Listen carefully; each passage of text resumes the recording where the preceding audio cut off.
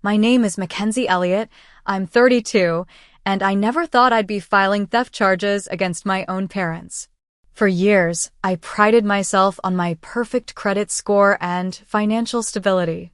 Then, 3 days before my birthday, I discovered my credit card maxed out and $25,000 missing.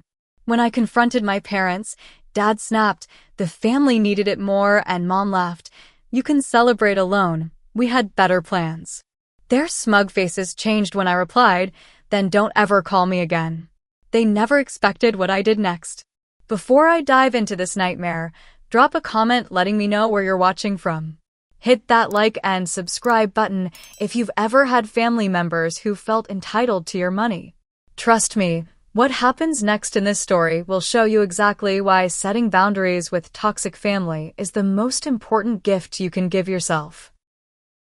I grew up in a household where money was always a source of tension.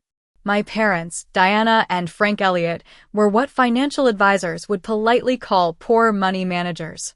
What that really means is they spent every dollar they earned and then some, with no concept of saving or planning for the future. Our home in suburban Massachusetts was a constant cycle of feast or famine. One month, Dad would come home with expensive electronics we couldn't afford. The next, Mom would be crying at the kitchen table over past due notices. I learned early on that our electricity being shut off wasn't unusual, and that the phrase "card declined" would make my stomach drop even before I understood what it meant. By 13, I was working under-the-table jobs to buy my own school supplies. By 16, I was hiding my babysitting money because any cash left visible in our house mysteriously disappeared. My parents never apologized for taking my money. They just said, "This is what families do." College became my escape plan. While my friends had parents setting up college funds, mine were remortgaging our house for the third time. I applied for every scholarship available, maintained a 4.0 GPA, and worked 30 hours a week at a local cafe. I still remember my mother's reaction when my acceptance letter to Boston University arrived with a substantial scholarship. "Well, don't expect us to help with anything," she said, as if I'd ever made that assumption. I graduated with minimal student loans, which I paid off within 5 years through careful budgeting and my growing career in event planning. I built my business client by client, eventually establishing myself as one of Boston's go-to planners for corporate events. The irony wasn't lost on me that I made my living creating memorable celebrations for others, while my own childhood birthdays were often forgotten or canceled due to financial emergencies. As my career flourished, the dynamic with my parents shifted. They went from dismissing my achievements to suddenly taking an interest in my comfortable lifestyle. The occasional requests for small loans began around my 27th birthday. A few $100s here, 1,000 there, always with some emergency attached and promises to repay that never materialized. "Just until payday," Dad would say. "We'd do the same for you," Mom would add, conveniently forgetting they never had. I started setting boundaries after lending them $3,000 for essential home repairs, only to see Facebook photos of them at a luxury casino resort the following weekend. When confronted, they accused me of keeping score and being selfish with family. 2 years ago, after much therapy and boundary-setting work, I established clear financial separations. I would help with true emergencies only, and no more direct cash transfers. I even added my credit card to their phones for absolute emergencies only, medical situations, car breakdowns in dangerous areas, with explicit instructions to call me first. My therapist warned me that this was still leaving the door open for potential abuse, but I couldn't imagine my parents would risk our fragile relationship for money. I needed to believe they had some line they wouldn't cross. My 32nd birthday was approaching, and for once, I decided to really celebrate my achievements. I planned a weekend trip to Nantucket with my closest friends, people who supported me through building my business and setting healthy boundaries. People who celebrated my successes instead of diminishing them.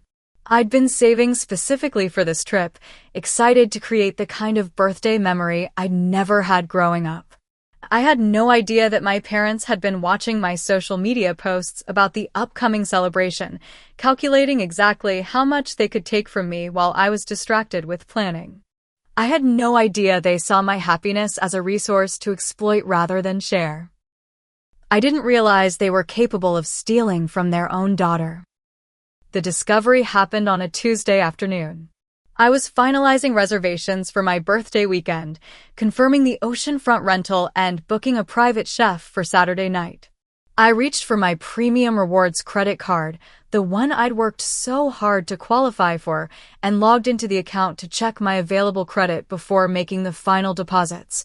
The screen loaded, and my heart stopped. Available credit, $0. Current balance, $25,000. I blinked hard, refreshed the page, and stared in disbelief. This had to be a mistake. I scrolled frantically through the recent transactions, my hands shaking so badly I could barely hold my phone.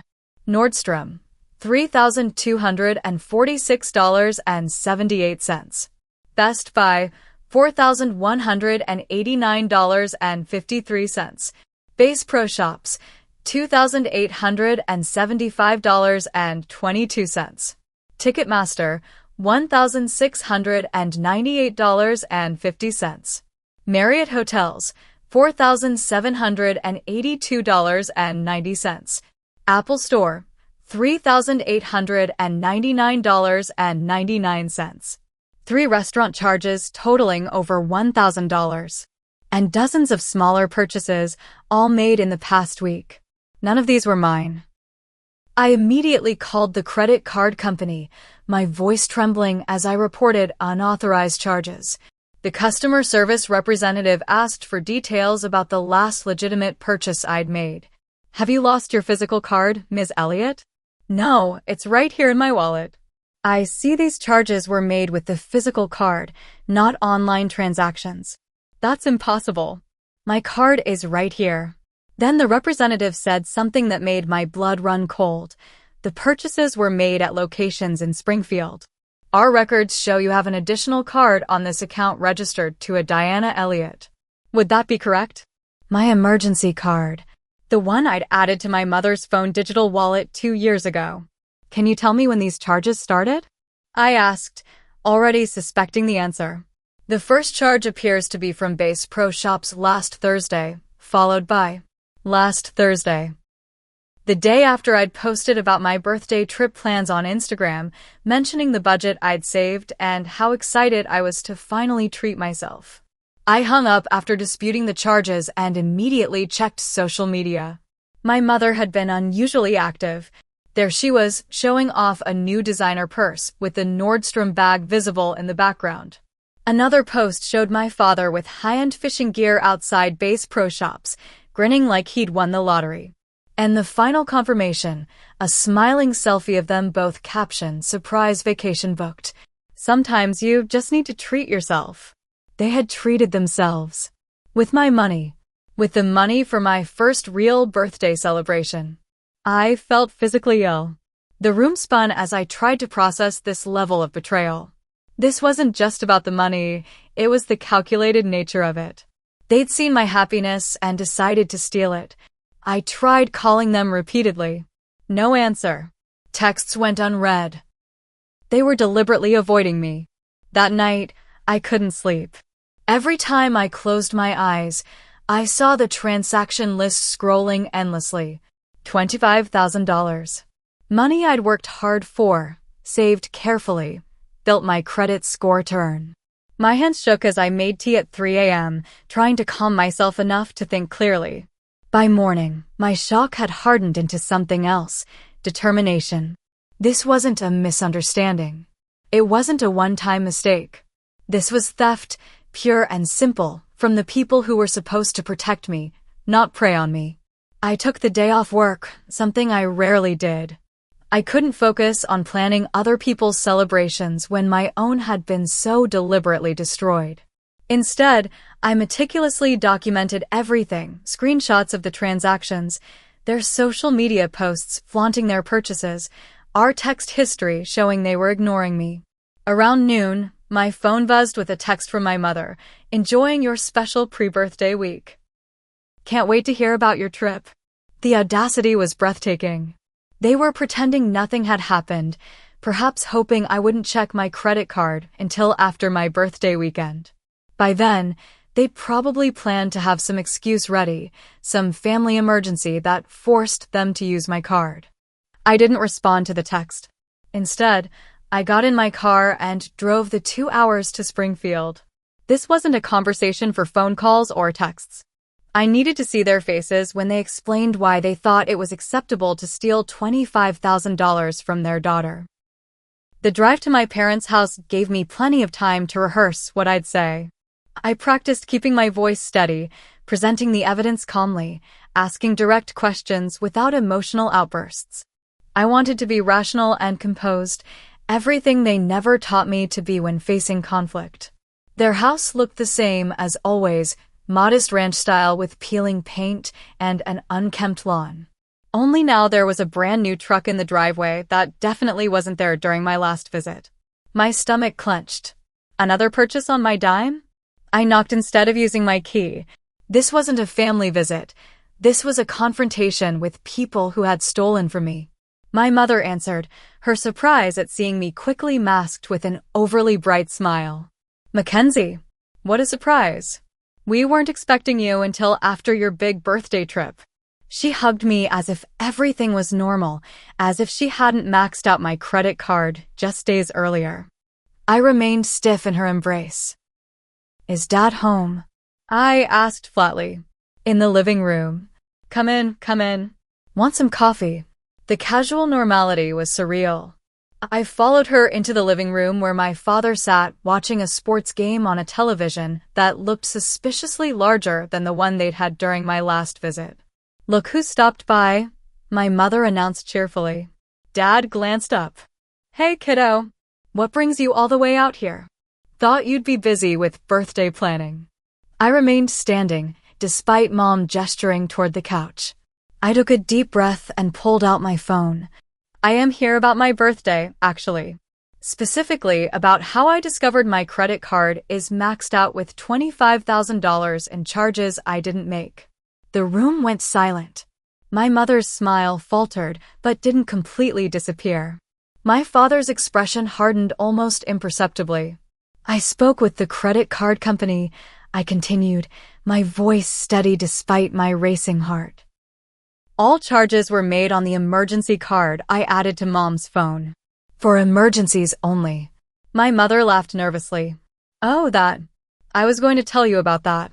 There was a misunderstanding with the digital wallet thing. I thought I was using our card. For Nordstrom purchases? For concert tickets? For a hotel reservation?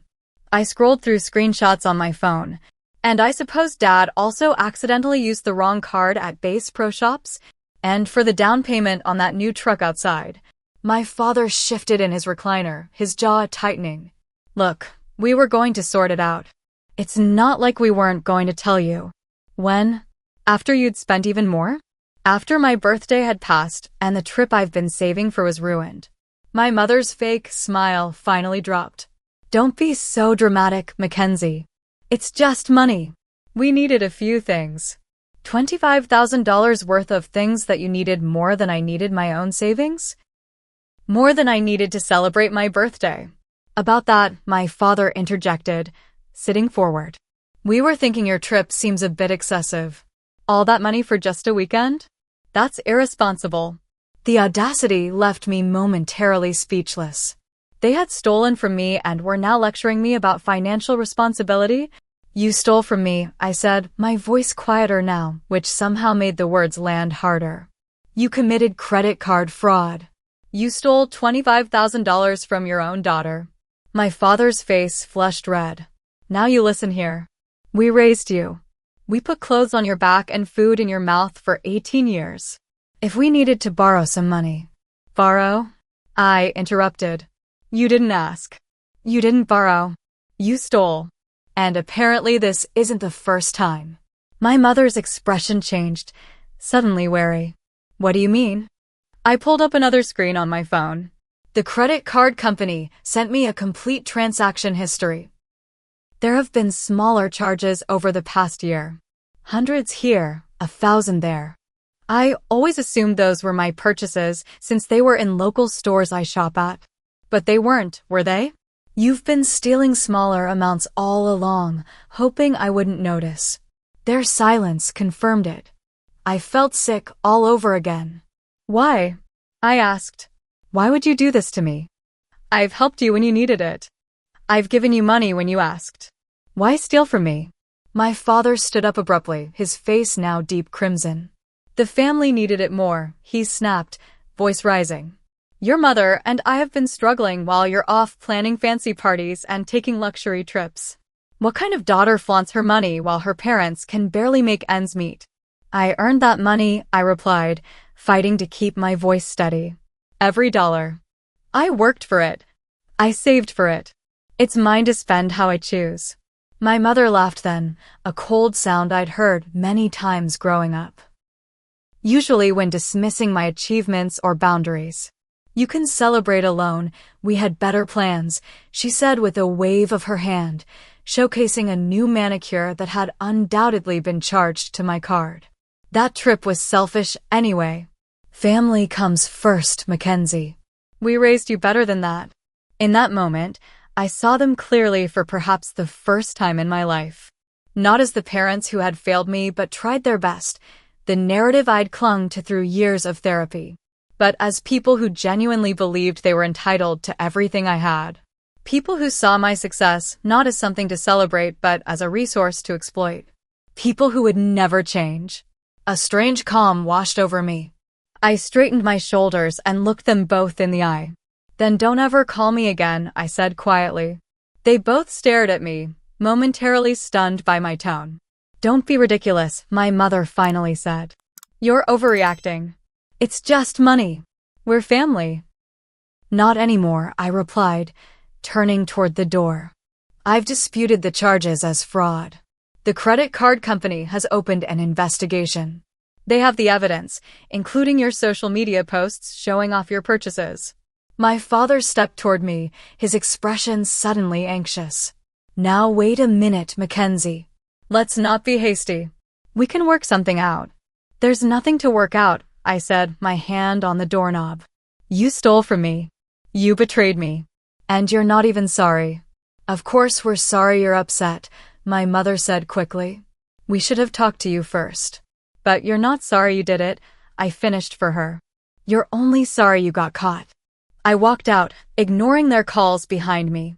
In my car, hands shaking on the steering wheel, I realized I felt something unexpected, relief. The constant anxiety of waiting for their next crisis, their next demand, their next manipulation, it was over. I was finally free of the obligation I'd felt toward people who had never felt the same toward me. On the drive home, my phone lit up with texts and calls from both of them, cycling through their usual tactics: anger, guilt, minimization, fake apologies. I ignored them all. I needed to focus on what came next. Back in my apartment that evening, I turned off my phone and sat at my dining table with a glass of wine, surrounded by financial documents I'd pulled from my files. The reality of my situation was starting to sink in. This wasn't just about the credit card fraud. There were deeper financial entanglements I'd allowed to persist. Over the years, trying to help my parents achieve stability, I'd co-signed for their mortgage refinance after they fell behind on payments. I'd co-signed for my father's truck loan when his credit wasn't good enough. I'd set up automatic payments from my account for their cell phone bill, internet service, and even their monthly streaming subscriptions. All with the hope that relieving these financial pressures would help them become more responsible.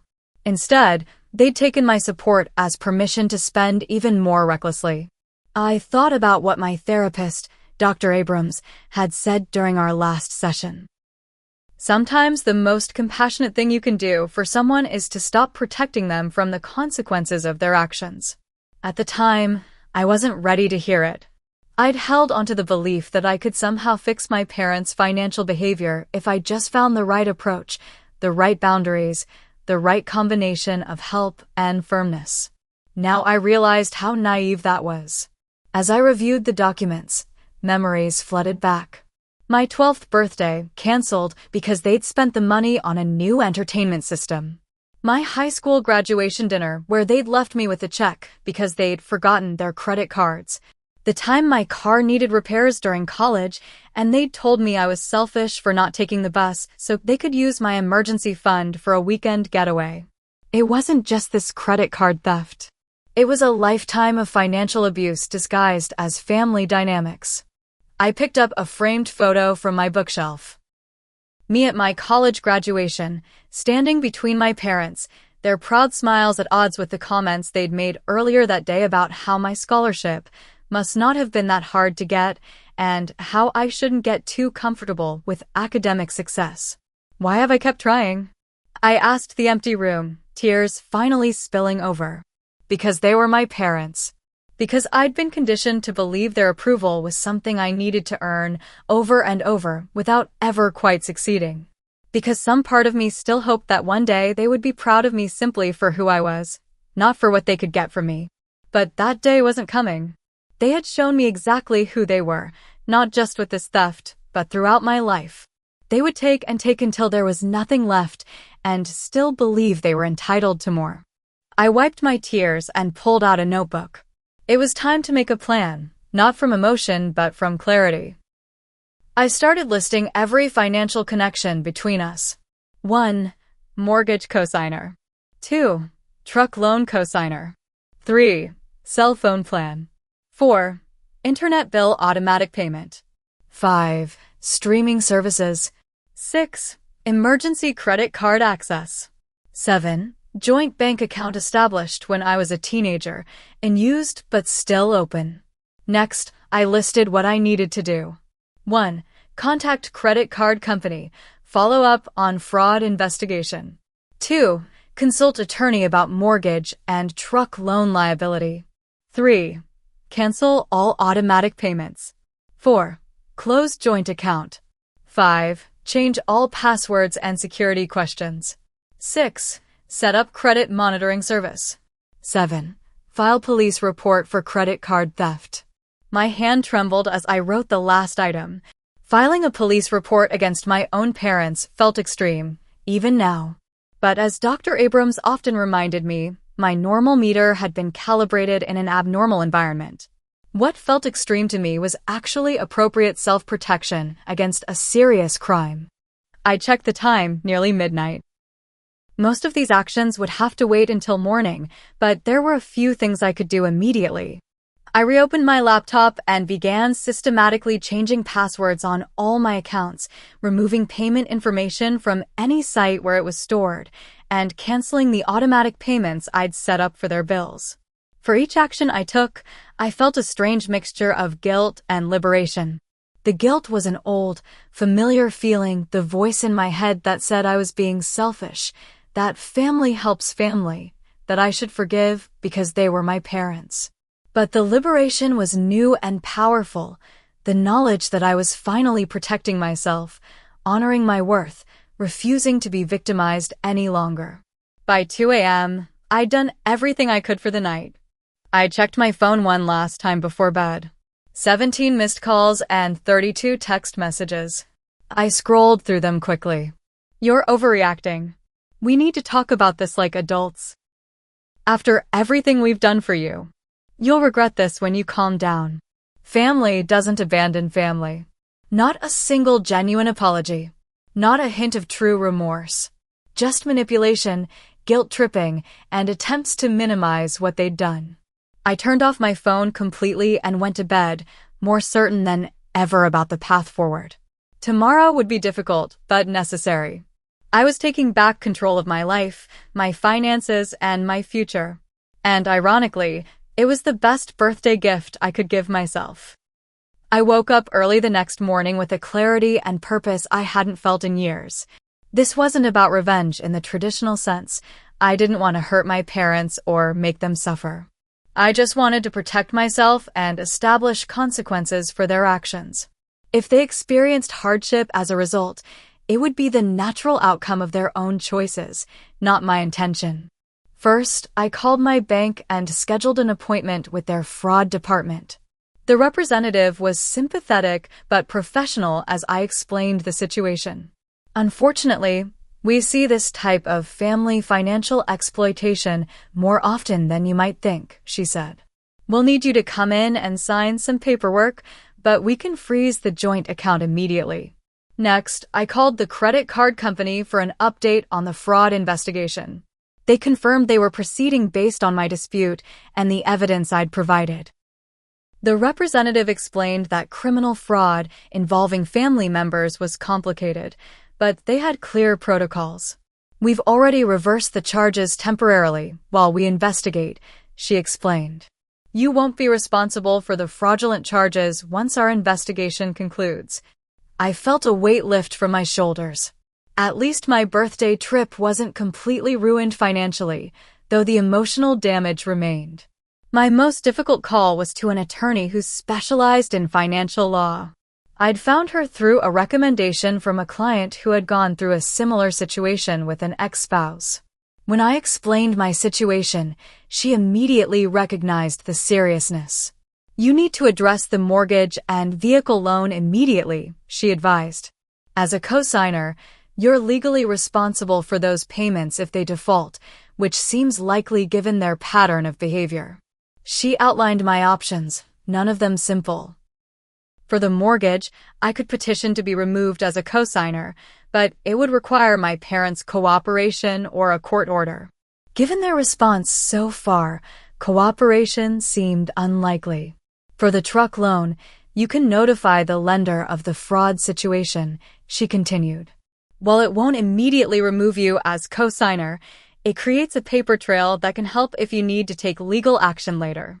We scheduled a formal consultation for the following day, and I hung up feeling overwhelmed but determined. This would be a marathon, not a sprint. My next stop was the police station. I'd been dreading this moment, but I couldn't put it off any longer. The officer who took my report was matter-of-fact, which helped me maintain my composure. Credit card fraud is a serious offense, he explained as I signed the formal complaint. The fact that the perpetrators are family members doesn't change that. When he asked if I wanted to press charges, I hesitated only briefly before nodding. Yes, they need to face consequences for once in their lives. By mid-afternoon, I'd notified all 3 major credit bureaus of the fraud and placed alerts on my accounts. I'd canceled every automatic payment I'd set up for my parents' bills. I'd changed all my passwords, security questions, and contact information on every account I owned. As I drove home, my phone rang through my car's Bluetooth. It was the mortgage company returning my call from earlier. I took a deep breath and answered. Ms. Elliott, I've reviewed your situation, the mortgage officer said. Unfortunately, removing yourself as co-signer would require refinancing, which would be challenging given the other borrower's credit history. I understand, I replied. But I need you to know that I will no longer be making payments on this mortgage. My parents committed fraud against me, and I have filed a police report. I am severing all financial ties with them. I'm sorry to hear about your situation, he said, his tone softening slightly. I should inform you that if payments are missed, it will affect your credit as a co-signer. I'm aware, I said. I've already consulted with an attorney. I'll accept that consequence if necessary. After hanging up, I felt a strange mix of emotions. My perfect credit score, something I'd worked so hard to build and maintain, might be damaged. Yet I felt oddly at peace with that possibility. A credit score could be rebuilt. My self-respect and boundaries were more important. When I got home, I found 3 voicemails from my father. I steeled myself and listened. Mackenzie, the bank called us. What the hell do you think you're doing? His voice was tight with anger. They said you're disputing the mortgage payments. You can't do that. You signed those papers. The second message was shorter. The truck payment didn't go through. Fix this now. The third, left just minutes before I checked, had a different tone, panic edging into his voice. The credit card company called. They said something about fraud charges. You need to call them and explain this was a misunderstanding. Mackenzie, this is serious. Call me back immediately. I deleted all 3 without responding. Let them feel the panic and uncertainty I'd felt when I discovered they'd stolen $25,000 from me. Let them experience consequences for once. My mother texted next, "Your father is very upset. I don't know what you've done, but you need to fix it right away. This isn't how we raised you to treat family." I almost laughed at the absurdity. This wasn't how they raised me? They'd raised me to believe I was responsible for their financial well-being. They'd raised me to accept their exploitation as normal. They'd raised me to feel guilty for having boundaries. But I wasn't that person anymore. I blocked both their numbers, then turned to my laptop. There was one more thing I needed to do. I opened my email and composed a message to my entire extended family, aunts, uncles, cousins, people I rarely spoke to but who would inevitably be drawn into this situation when my parents started seeking sympathy and financial support. Dear family, I wrote, I want to inform you of a situation before you hear a distorted version. My parents have committed credit card fraud against me, stealing $25,000. I have filed a police report and am severing all financial ties with them. I understand they may reach out to you for help or to vilify me. You are free to form your own opinions, but these are the facts. I am taking necessary steps to protect myself after years of financial exploitation. I hope you can respect my decision. I hesitated before hitting send, knowing this would burn bridges beyond just my parents. But I also knew my parents would spin a story that made them the victims and me the villain. At least this way, the truth would be out there. I hit send, then closed my laptop. The sun was setting outside my window. Tomorrow would be my birthday, not the celebration I had planned, but perhaps something more significant, the first day of a new chapter in my life. One where I valued myself enough to enforce consequences, even when it was painful. That night, I changed my social media profiles to private and ordered takeout from my favorite restaurant. As I ate dinner alone in my quiet apartment, I realized I felt lighter than I had in years. The chains of obligation and guilt that had bound me to my parents' financial chaos were broken. This wasn't the revenge fantasy some might have imagined. I hadn't destroyed their lives or sought to cause them pain. I had simply stopped protecting them from reality. Stopped being their safety net. Stopped sacrificing my well-being for people who saw me as nothing more than a resource to exploit. And that, I realized, was the most powerful response of all. The morning of my 32nd birthday dawned bright and clear. I woke to the sound of my phone buzzing with birthday wishes from friends, real friends who celebrated my successes without expecting to profit from them. For a moment, I lay there letting the contrast sink in, the genuine warmth of these messages versus the calculated manipulation I'd grown up with. I'd canceled the Nantucket trip. It didn't feel right to celebrate while in the midst of such upheaval, but my friends had other plans. Jessica, my best friend since college, showed up at my door at 10 a.m. with coffee and pastries. "Happy birthday," she said, pulling me into a hug. "I know everything's crazy right now, but you're not spending today alone." She wasn't the only one. Throughout the day, friends stopped by with small gifts, food, and most importantly, their presence.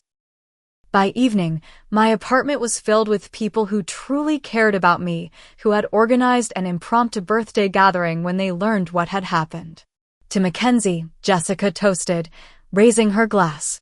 Who taught us all what real strength looks like? Amid the celebration, my phone continued to blow up with notifications. I'd unblocked my parents' numbers that morning, curious to see their response when they realized the full extent of what I'd done. The messages ranged from rage to manipulation to faux concern. "You've ruined everything. I hope you're happy. Dad, 8:17 a.m. The bank is threatening foreclosure. This is your fault. Dad, 9:45 a.m. I can't believe you do this to your own parents. Mom, 10:23 a.m. We're worried about you. This isn't like you. Mom, 11:56 a.m. Your father had to go to the ER with chest pains. Are you trying to kill him? Mom, 2:34 p.m. The last one made me pause, my old conditioning kicking in. Was Dad really in the hospital? Was I responsible? Jessica saw my expression change and gently took the phone from my hand. Classic manipulation, she said after reading the message. Notice how there's no hospital name, no actual diagnosis, no request for you to visit, just the accusation that you caused it. She was right. This was a familiar tactic, one they'd used whenever I tried to establish boundaries in the past. A health scare, real or imagined, designed to pull me back into the cycle of obligation and guilt. I put the phone away and rejoined my friends, but the emotional whiplash continued throughout the evening as family members began responding to my email. And Patricia, I always knew Diana and Frank were irresponsible, but theft? I'm so sorry, Mackenzie. Uncle Robert, you should be ashamed, turning against your parents like this. Family problems should stay private. Cousin Michael, they called asking for money yesterday. Now I understand why. Stay strong. It was exactly as I'd expected. Some support, some condemnation, and the confirmation that my parents were already seeking new financial victims. I felt validated in my decision to send that email, despite the bridges it might burn. The next morning, I met with my attorney, Linda Perkins, who helped me file formal documentation with all relevant financial institutions regarding the fraud. She also prepared a cease and desist letter to my parents, legally instructing them not to contact me. It won't necessarily stop them, she explained, but it establishes a paper trail if we need to pursue further legal action, like a restraining order. When I expressed concern about the mortgage situation, she was direct but compassionate. Your credit will take a hit in the short term, she acknowledged. But we can work with the credit bureaus to include explanatory statements on your report. And remember, this is temporary. You can rebuild your credit. You can't rebuild your life if you remain financially entangled with people who exploit you. The credit card company completed their investigation within a week, formally confirming the charges as fraudulent and removing them permanently from my account. They also provided documentation for the police investigation, which was proceeding slowly but steadily. My parents received a formal notice from the police department regarding the fraud charges. Their response was a barrage of voicemails alternating between threats and tearful pleas. You can't possibly testify against your own parents. No judge would side with you. We raised you. We gave you everything. How can you do this to us? If you drop this now, we can forget it ever happened and be a family again. Each message reinforced that I'd made the right decision. Not once did they acknowledge what they'd done or express genuine remorse. It was always about them, their needs, their feelings, their convenience. The flying monkeys arrived next, family, friends, and distant relatives who suddenly felt compelled to help reconcile the situation. Your parents made a mistake, but they love you, said Mrs. Landry, my mother's friend from church. You need to forgive them. That's what family does. They're not perfect, but who is, said my father's cousin Greg. Don't throw away your relationship over money. I had prepared responses for these interventions, thanks to advice from Dr. Abrams. I appreciate your concern, but this is between my parents and me. This isn't about one mistake. It's about a pattern of behavior that I can no longer accept. I'm not making this decision lightly or in anger. I'm protecting myself. Some understood and respected my boundaries. Others persisted until I had to distance myself from them too. With each conversation, I grew more confident in my decision and more adept at articulating my boundaries. 3 weeks after my birthday, I received an unexpected call from Detective Wilson, who was handling my case. Ms. Elliott, I wanted to update you personally. We've completed our investigation and will be formally charging your parents with credit card fraud and identity theft. My heart raced. What happens next? They'll be served with summons to appear in court. Given the amount involved and the clear evidence, the prosecutor believes this case is solid. However, I should prepare you. First-time offenders in these cases often receive probation rather than jail time, especially when they're older. I assured him I understood. This isn't about revenge or punishment. It's about accountability and consequences. After hanging up, I sat quietly processing this development. My parents would have criminal charges on their record. They would face a judge and be forced to acknowledge what they'd done, not just to me, but to the legal system. No manipulation or guilt-tripping would erase that reality. That evening, I received a letter in the mail, handwritten, from my mother. I almost threw it away unopened, but curiosity won out. "Dearest Mackenzie," it began, her handwriting shakier than I remembered. "We've been informed of the charges against us. I don't understand how you could do this to the people who gave you life. Your father barely sleeps. Our neighbors look at us differently. Is this what you wanted? To destroy our lives over a simple misunderstanding? We only borrowed the money. We would have paid it back eventually. That's what family does. They help each other without keeping score. I pray you'll come to your senses before it's too late to repair the damage you're causing." Not once in the 3-page letter did she acknowledge their theft or express remorse. It was all about their suffering, their embarrassment, their inconvenience. The word borrowed particularly stood out. As if taking $25,000 without permission could ever be considered borrowing. I folded the letter and placed it in a folder with all the other documentation, the credit card statements, the police report, the cease and desist letter. This wasn't just for legal purposes anymore. It was a reminder of why I'd taken this stand, evidence I could review if I ever found myself weakening or doubting my decision. As the weeks passed, I slowly rebuilt my routine. I refocused on my business, which had suffered during the crisis. I continued therapy, working through the complex emotions of grieving parents who were still alive but no longer in my life.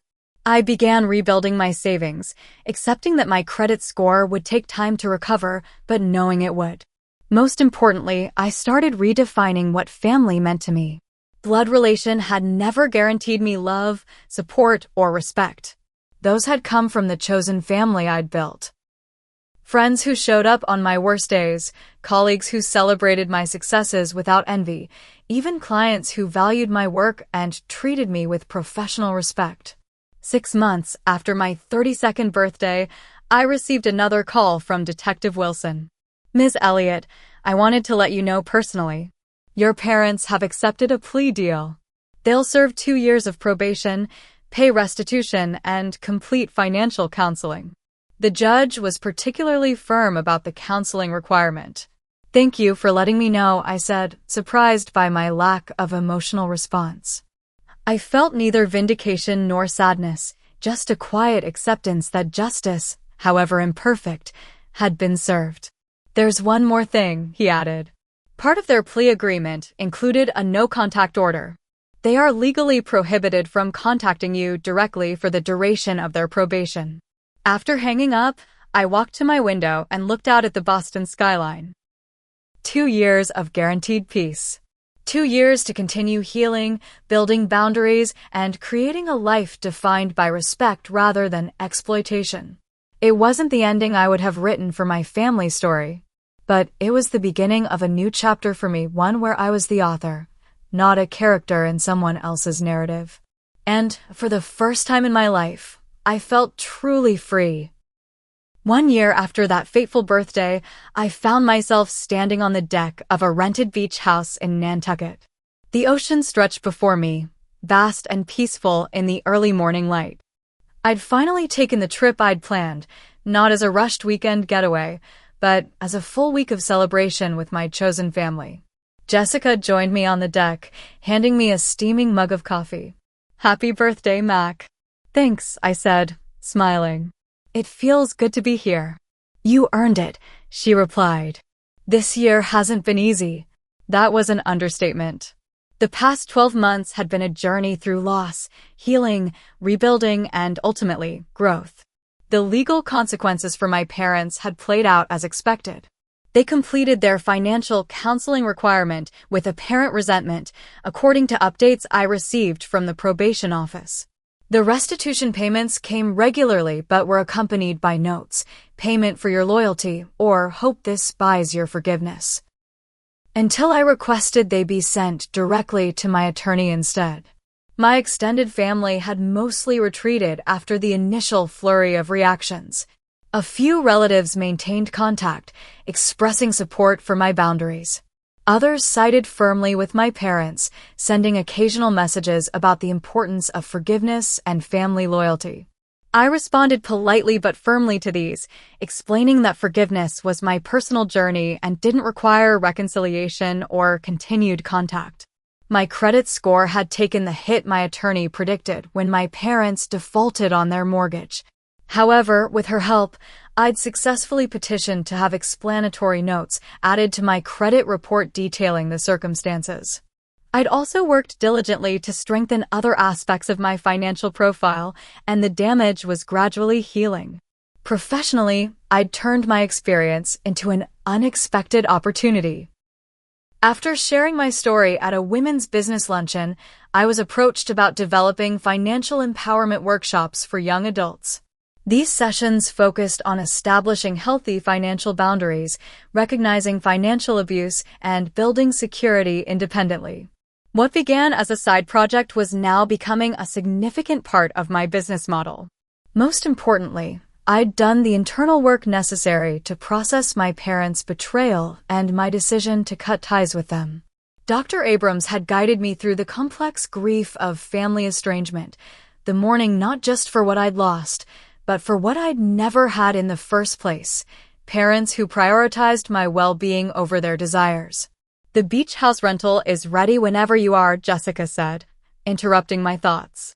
Everyone should be arriving by noon. I nodded, taking another sip of coffee. I still can't believe you organized all this. She shrugged, smiling. That's what real family does. Real family. The phrase resonated deeply. Over the past year, I'd redefined that concept entirely. Real family weren't the people who shared my DNA but saw me as a resource to exploit. Real family were the people who showed up consistently with respect, support, and genuine care. The celebration that weekend was everything I'd always wanted my birthdays to be: joyful, relaxed, filled with laughter and meaningful connection. No drama, no financial crises, no guilt or manipulation tainting the experience. Just pure celebration with people who valued me for who I was, not what I could give them. On the final evening, as we gathered for dinner on the deck, watching the sunset paint the sky in brilliant oranges and pinks, my friend Marcus raised his glass. To Mackenzie, he said, who taught us all that the greatest act of self-love is sometimes saying no to those who claim to love you, but show it only with words, never actions. To boundaries, added Jessica, and the courage to enforce them. To chosen family, I said, raising my own glass. And to freedom. Later that night, alone on the deck, after everyone had gone to bed, I opened my journal and wrote, today I turned 33. 1 year ago, I thought my life was falling apart when I discovered my parents had stolen $25,000 from me. Now I understand it was actually falling into place. That theft was the final push I needed to break free from a lifetime of financial and emotional exploitation. I've learned that family isn't defined by blood, but by respect, support, and mutual care. I've learned that forgiveness doesn't require reconciliation. I can release my anger without allowing the same people to hurt me again. I've learned that my worth isn't determined by what I can give others, but by the standards I set for how I allow myself to be treated. The journey hasn't been easy. There are still days when I doubt my decision, when the conditioning of a lifetime tries to pull me back into guilt and obligation. But those days grow fewer as I continue to experience the peace and authenticity of living with clear boundaries. My parents may never understand or accept the consequences of their actions. They may go to their graves believing they were entitled to take what was mine, that family obligation supersedes personal boundaries. That's their journey, not mine. My journey is about building a life defined by mutual respect rather than exploitation. It's about creating celebrations that aren't shadowed by manipulation or crisis. It's about choosing connection with people who enhance my life rather than drain it. Today, surrounded by my chosen family, I feel not just 1 year older, but immeasurably wiser. And for that wisdom, paradoxically, I have my parents to thank.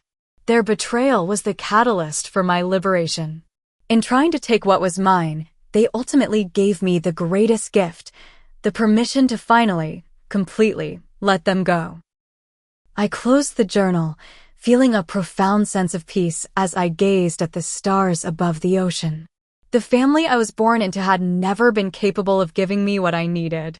But the family I had chosen and the stronger self I had become more than made up for that loss. Some might see my story as one of tragedy, a daughter forced to sever ties with her parents, family relationships irreparably broken. But I saw it differently. This wasn't an ending, but a beginning. Not a loss, but a reclamation of my worth, my boundaries, and ultimately my life. Have you ever had to make a difficult decision to protect yourself from loved ones who continually crossed your boundaries? What helped you find the strength to stand firm? I'd love to hear your stories in the comments below. Remember, sharing our experiences helps others feel less alone in their struggles. If this story resonated with you, please hit that like button and subscribe to my channel for more content about setting healthy boundaries and building authentic relationships. Share this video with someone who might need to hear that it's okay to prioritize their own well-being, even when it means saying no to family. Thank you for joining me on this journey. May you all find the courage to honor your worth, even when, especially when those who should value you the most try to convince you that you're asking for too much. You're not. You deserve respect, honesty, and love that doesn't come with conditions.